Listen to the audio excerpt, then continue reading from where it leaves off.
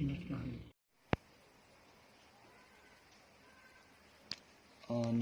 នេះថ្មរើសមកជាមួយគ្នាទាំងអស់បដកម្មប្រមាណថ្មឯងអានេះក៏ពុះខ្មៅជាងគេ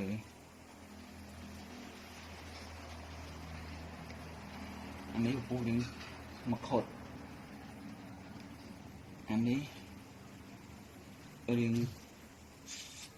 ពណ៌ដូចជាពណ៌ផេះអាដុំនេះ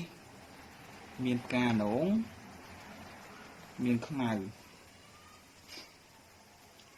បន្ទាប់មកអានេះអត់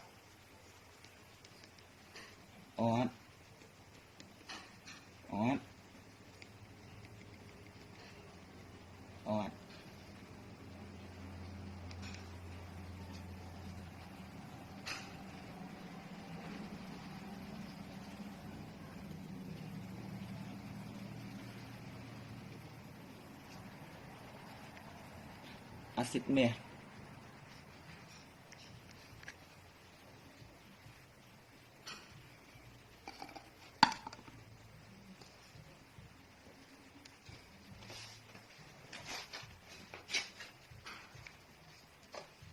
នឹងឯកដាស់ពណ៌ស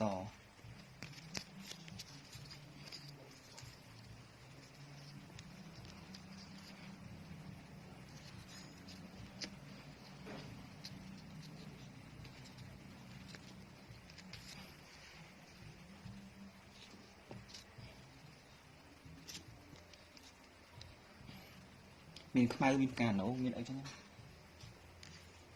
បងឆាប់ទៅថ្ម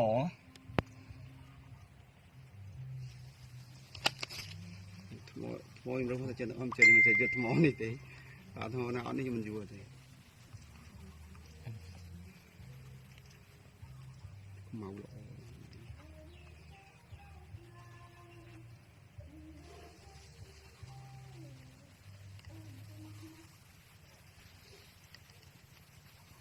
ខ្លាំងណាស់សិច្រើនចប់មើលសាច់វាធំតិច